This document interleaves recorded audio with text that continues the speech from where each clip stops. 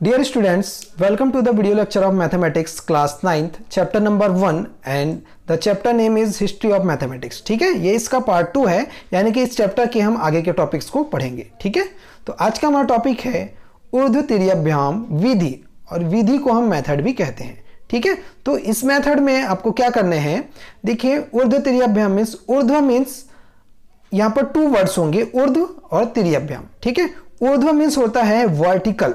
ठीक है, वर्टिकल यानी कि एक सीधी लाइन हम ड्रॉ करेंगे ऊपर की तरफ.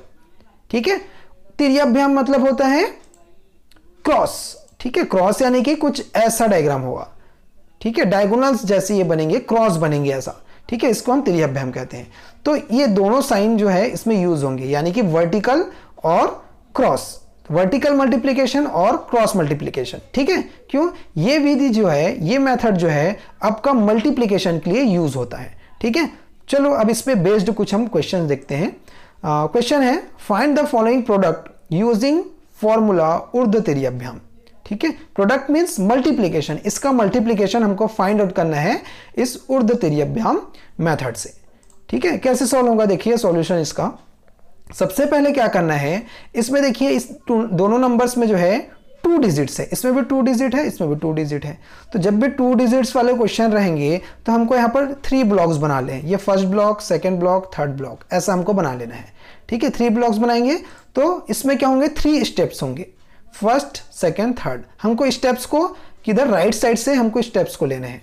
ओके, तो फर्स्ट स्टेप यहाँ पर इसमें क्या करेंगे, देखो तीनों स्टेप में क्या करना है हमको. फर्स्ट स्टेप में होगा 1 और 8, हमको इसको नोट करते जाना है. यहाँ पर क्या है, देखो राइट साइड से देखेंगे तो यहाँ पर क्या है 1 और 8, इसके लास्ट डिजिट देखना है दोनों नंबर्स के. ठीक है, इसके लास्ट डिजिट क्या है, राइट साइड से 1 और इसके क्या है 8, तो हमने लिखा 1 8. ठीक है, सेकंड में लिखेंगे हम यहाँ पर दोनों डिजिट को हमको लिखना है. सेकंड स्टेप में दोनों डिजिट, यानी कि 4 1, देखो 4 1, फिर उसके बाद 3 8 3 8. ठीक है, उसका लास्ट में हम क्या करेंगे, लेफ्ट साइड से जो फर्स्ट डिजिट है ये, इसको हम लिखेंगे, यानी कि 4 3, ये लास्ट के डिजिट को हमने लिखा 4 और 3.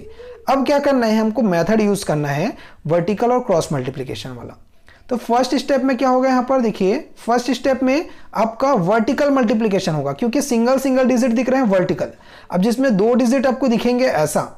ठीक है, 4 नंबर्स दिख रहे हैं, यहाँ पर 2 नंबर्स, यहाँ 2 नंबर्स, तो आपको क्या करना है, यहाँ क्रॉस मल्टीप्लिकेशन. यहाँ पे सिंगल सिंगल डिजिट दिख रहे हैं ऊपर और नीचे, तो यहाँ भी क्या होंगे, वर्टिकल मल्टीप्लिकेशन होंगे.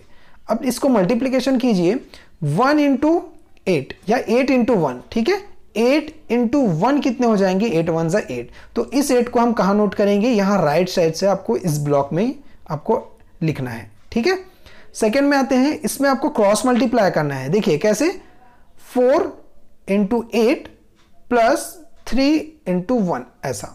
ठीक है, एक बार करेंगे 4 इंटू 8 करेंगे, फिर प्लस का साइन लगाएंगे, फिर 3 इंटू 1 करेंगे ऐसा. इसको सॉल्व कर लीजिए. 4 8 जा कितने होंगे, 32, प्लस 3 1 जा 3, तो 32 प्लस 3 क्या हो जाएंगे, 35. ठीक है, अब इस नंबर को यहाँ हमको नोट करना है. तो यहाँ हमने क्या लिखा, देखो 35 में लेफ्ट साइड में क्या दिख रहा है 5, तो यहाँ हमने 5 लिखा और 3 जो है यहाँ कैरी चले जाएगा. और इस कैरी को आपको यहाँ नहीं लिखना है, आपको नीचे लिखना है इसके. ठीक है, जस्ट नीचे में यहाँ पर कैरी को लिखना है. 5 को हमने एज इट इज लिखा और 3 जो है यहाँ कैरी चले गया. अब आगे बढ़ते हैं, यहाँ पर इसमें होगा 3 इंटू 4 वर्टिकल मल्टीप्लीकेशन. 3 इंटू 4 क्या होगा, 3 इंटू 4 12.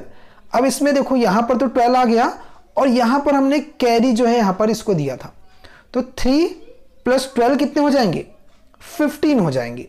ठीक है, याद रखिएगा जो भी कैरी है उसको इसके साथ ऐड करना है, जो भी यहाँ नंबर आएंगे उसके साथ ऐड करना है. तो हमने 12 के साथ 3 को ऐड किया तो कितना आ गया, 15 आ गया. तो ये जो टर्म आपको दिख रहे हैं ना, ये जो आपको दिख रहे हैं वो आपका आंसर हो जाएगा.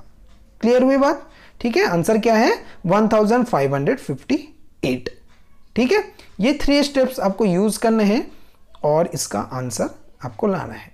ठीक है, अब आपको अगर आंसर्स को चेक करना है तो आंसर्स कैसे चेक करेंगे, देखिए फर्स्ट क्या करना है आपको, डिजिट सम ऑफ 41, यानी कि जो फर्स्ट नंबर था हमारा जो मल्टीप्लिकेशन में 41 था, उसका हम डिजिट सम निकालेंगे.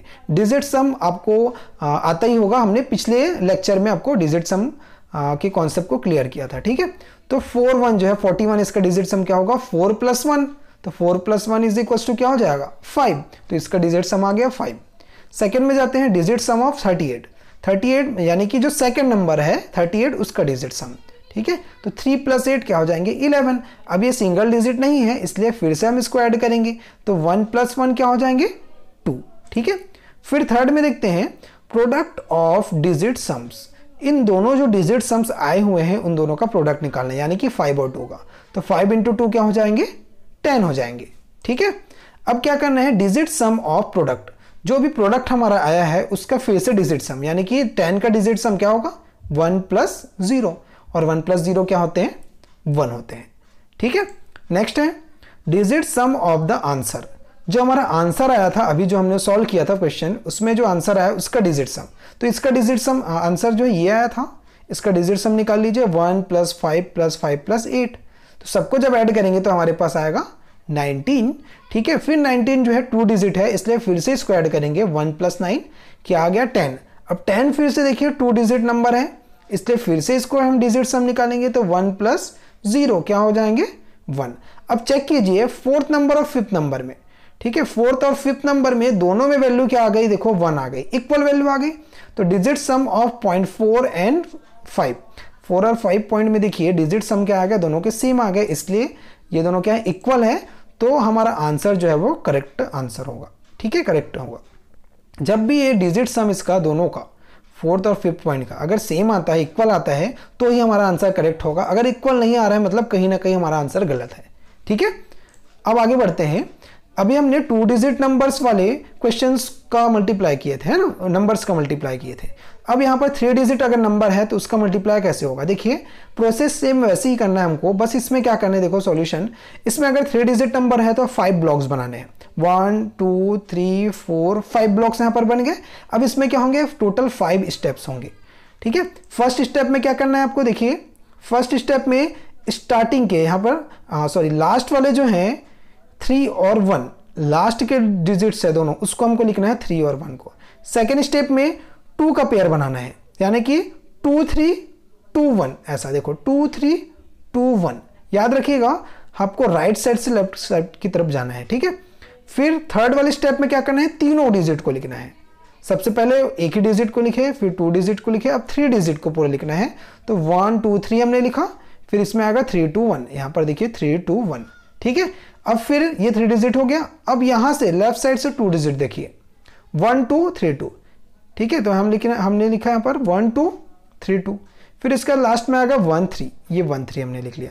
अब फिर इसका मल्टीप्लाई करना है कैसे, देखिए वर्टिकली यहाँ मल्टीप्लाई होगा, यहाँ पर 2 डिजिट दिख रहा है क्रॉस मल्टीप्लाई होगा, यहाँ पर देखिए जो लास्ट के जो है यहाँ पर के फर्स्ट और ये लास्ट, इन दोनों का क्या होगा क्रॉस मल्टीप्लाई, और यहाँ पर भी क्या होगा क्रॉस मल्टीप्लाई होगा, और जो सेंटर वाला जो है 2 और 2 उसके वर्टिकल मल्टीप्लाई होंगे, इसमें भी क्रॉस मल्टीप्लाई होंगे 2 और 1 और 3 और 2 का, यहाँ वर्टिकल क्योंकि सिंगल डिजिट दिख रहे हैं, ठीक है।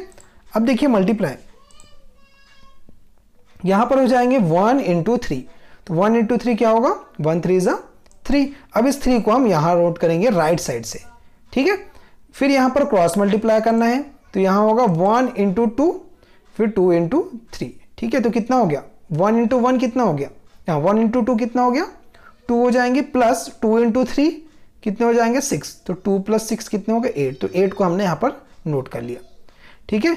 अब आगे बढ़ते हैं, इसमें लास्ट वाले का क्रॉस मल्टीप्लाई और सेंटर वाले का वर्टिकल, ठीक है, याद रखेंगे। तो 1 × 1 पहले किया हमने, ठीक है, फिर प्लस का साइन आएगा, फिर सेंटर वाले का मल्टीप्लिकेशन 2 × 2, ये 2 × 2 हो गया, फिर लास्ट वाले का मल्टीप्लिकेशन यहाँ पर 3 × 3 ये हो जाएगा, ठीक है। तो 1 1 = 1, 2 2 = 4 और 3 3 = 9, तो सबको ऐड किए कितना आया 14। अब याद रखेंगे 14 का 4 हम यहाँ लिखेंगे, और जो इसका 1 जो है, ये 1 जो है वो यहाँ कैरी चले जाएगा, ठीक है, कैरी को हम नीचे लिखेंगे। अब नेक्स्ट यहाँ मल्टीप्लाई करते हैं, यहाँ पर होगा 2 1 = 2, फिर 3 2 = 6, तो 2 + 6 कितना हो गया 8।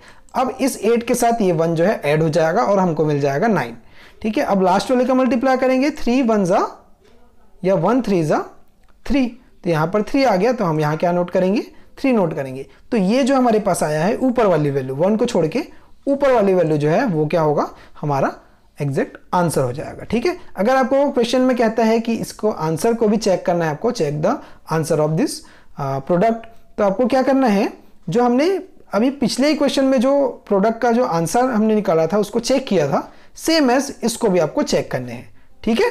सेम वही प्रोसेस इसमें भी होगा।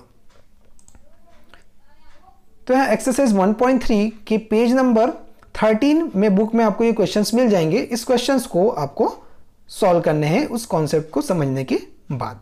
Okay, thank you.